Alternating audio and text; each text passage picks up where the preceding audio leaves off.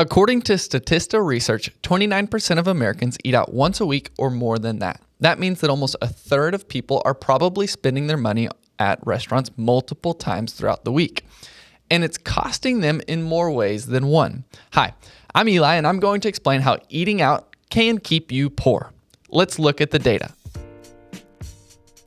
Eating out keeps you poor simply because it's expensive. Generally, whatever a restaurant is charging you for your meal is 3 times the cost of ingredients that they used for your food.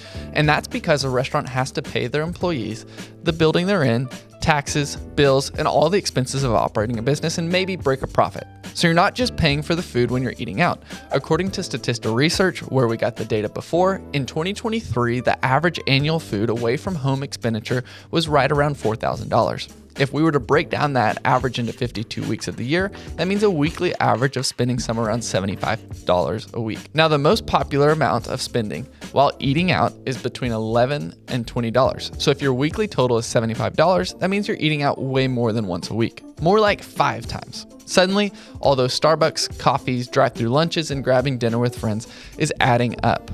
But there's another cost to convenient food, and that's the recent phenomenon of delivery services like GrubHub, Uber Eats, and DoorDash. These services exploded in popularity during the pandemic when people were discouraged from going in person to restaurants.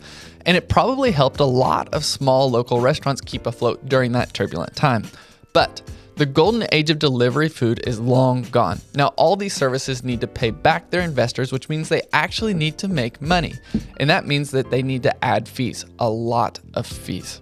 Then there's the delivery fee, the service fee, a possible small order fee, and taxes. You're probably expected to tip when the delivery person gets there. And how tipping has gotten out of control is a whole different conversation. But to stay on track, all of these fees add up. In an article last year titled GrubHub, DoorDash, and Uber Eats, which delivery app has the lowest fees, the author David broke down the math behind each app and their fees. And I'll link the article in the description below. For a Dunkin' Donuts small order delivery where the order cost you $9.22, on DoorDash it would cost you $13, GrubHub $16, and Uber Eats $16. So on the low end, you're paying an additional almost $4 in fees with DoorDash. That's roughly 40% of your original order's cost. And on the higher side with GrubHub, you're paying an additional $7.39, which is 80% of your original order. Now, who thinks that's a little crazy? I mean, it's not crazy for these businesses to charge whatever they want to charge. It's just crazy that people are willing to pay that much for some donuts and coffee to be delivered to them instead of just grabbing it themselves. Convenience always has a cost. All these things add up, and you could be wasting so much money either with these delivery services or just choosing the convenient food option instead of eating at home. According to Forbes, it's almost 5 times more expensive to order delivery from a restaurant than to cook at home. And if you use a meal kit service like HelloFresh or Blue Chef, which were very popular during the pandemic as well, those can still be 3 times as expensive than just cooking at home. But it's not convenient, and a lot of people don't enjoy cooking, which is why everyone is eating out so much. But if you're looking for ways to save money, this could be a big one. In the same Forbes article, during their research, they found that they could make meals similar to local restaurants for $4.31 per serving, whereas delivery would be about $20 per serving and $12 per serving if you went in the restaurant. So the savings are pretty substantial, and it makes sense, right? Because with delivery, you're paying for the convenience, the fees, and the staff who made the food, etc. But when you cook at home, you're just buying groceries at the store. The only other cost is your time and your energy, which are the leading contributors to Americans eating out. There's another huge reason why you should cook at home, and that's because of the health costs that people don't think about. The health costs of eating out, even if you choose a sit-down restaurant instead of fast food, is going to be less healthy than eating at home. Restaurants want to make their food tasty, craveable, and something that you'll come back for again and again. And that's why their food is typically loaded with sodium, oils, and even sugar, and are thus higher in calories. Also, restaurants need to cut costs where they can, and that can sometimes come in the quality of ingredients. And right now, the United States is in a bit of an obesity epidemic, which also leads to other health problems like heart disease, cancer, and a long list of other issues. Health issues, which will rack up hospital bills and possibly make it harder to work. Your health is important and it can be costly when not taken care of.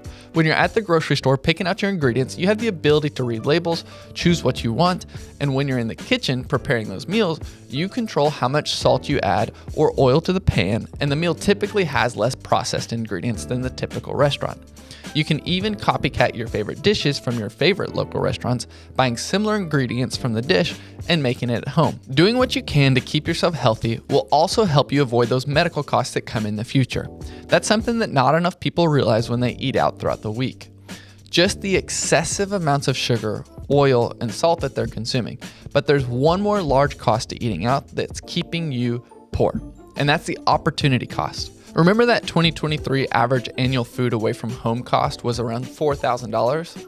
What if instead of spending nearly $4,000 on eating out, that money was put aside, either into your personal savings, emergency fund, or your retirement plan where it could actually gain value over time? If you invested $4,000 per year and got an average return of 8% in just 15 years, you would have around $130,000. And if you continued investing for 30 years, that'd be about $530,000. Now that's no small chunk of change, and that's a huge addition to your retirement or savings accounts. And instead of your money going into your stomach, your money has been making you money and gaining in value time after time.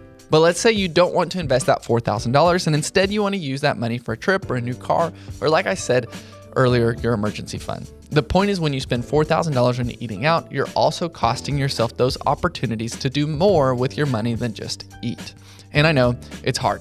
Fast food is addictive and going out with friends is a social experience. So what's the solution? Here are a couple of practical ways that you can cut back without feeling deprived. The first, find a style of meal prepping that works for you and that's sustainable, not something that you do for a couple of weeks, hate, and immediately stop doing. This means doing a bit of research and figuring out what works for your tastes and your lifestyle. Luckily, there's a lot of resources out there to help with this, and maybe a little bit of sacrifice needs to be made to help your future self. The second tip, limit eating out to special occasions or at least budget for them. Instead of eating out 3 to 5 times a week, whether that's grabbing a coffee and pastry on the way to the office or grabbing takeout after a long day at work, instead, leave the eating out to when it matters, seeing friends and family or making something special.